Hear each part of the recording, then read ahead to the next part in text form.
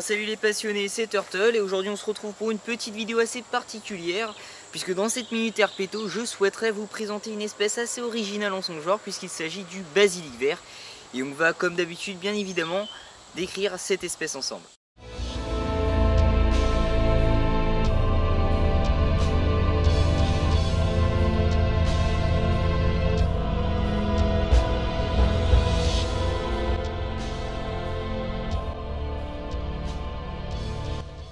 Le basilic vert. Tout d'abord, il faut savoir que le basilic vert ne possède pas seulement ce nom-ci, puisqu'il a été nommé de différentes façons, de par ses particularités. On en reviendra bien évidemment dessus tout à l'heure. D'après les sciences de Philadelphie, c'est une espèce qui a été découverte en 1876. On le retrouve d'ailleurs au Panama, tout comme la grenouille dorée, mais également en Honduras, au Nicaragua et au Costa Rica. Tout d'abord, comme son nom l'indique, c'est une espèce qui se caractérise principalement par une couleur verdâtre, d'un vert brillant voire émeraude, d'une pigmentation bleutée voire blanchâtre sur la gorge et d'une couleur vert au brun sur le dos.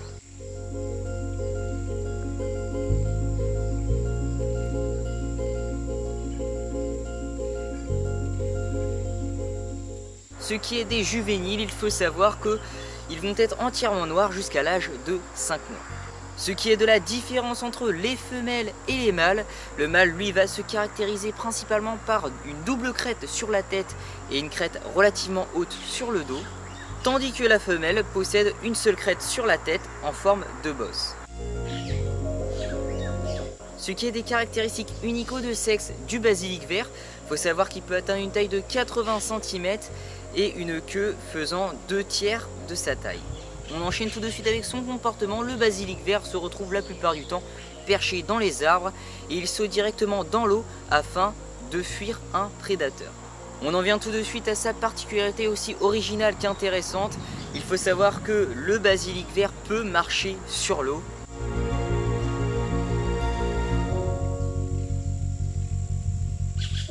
Donc ça peut paraître étonnant, le basilic vert va utiliser cette particularité soit pour fuir un prédateur, soit pour directement aller attaquer une proie. Donc autant bébés et adultes vont utiliser cette particularité, ça va être de par leur poids assez faible, mais également de par leur morphologie.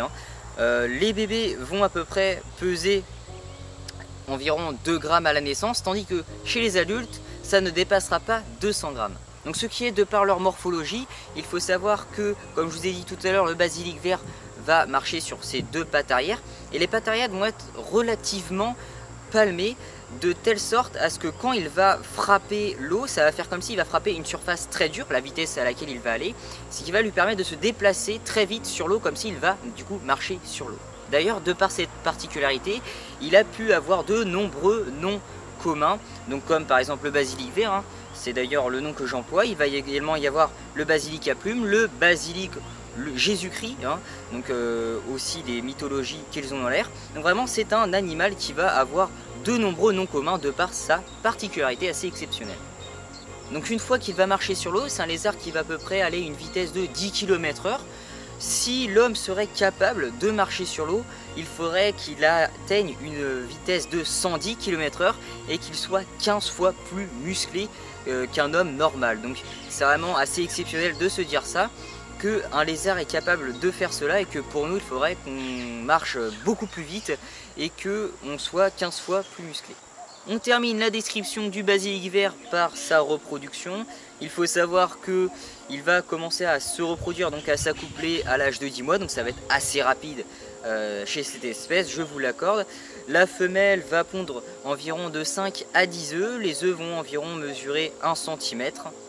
Et la plupart du temps, elle va pondre ses œufs dans un endroit humide et chaud, donc vraiment comme la forêt tropicale, donc du Ras, le Panama, etc. Donc vraiment des climats assez spécifiques. Donc le nid aura une profondeur de 20 cm dans une température comprise de 29 à 31 degrés pour pouvoir du coup réaliser sa ponte dans les meilleures conditions possibles. Une fois les nouveau-nés sortis de leur coquille, ils vont être très vifs et très rapides. Ils vont manger à partir de 3 à 5 jours après leur naissance et ils atteindront une taille de 30 cm au bout de 3 mois.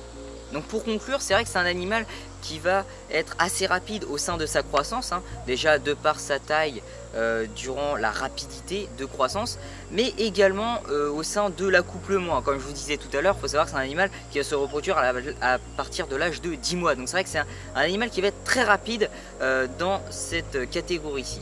Sur ce, c'est la fin de la minute Herpeto. Je vous remercie de l'avoir visionné. N'hésitez pas de liker et de vous abonner à la chaîne, ça me fait vraiment plaisir. Je vous dis à bientôt pour une prochaine vidéo. Portez-vous bien. Allez, salut à tous.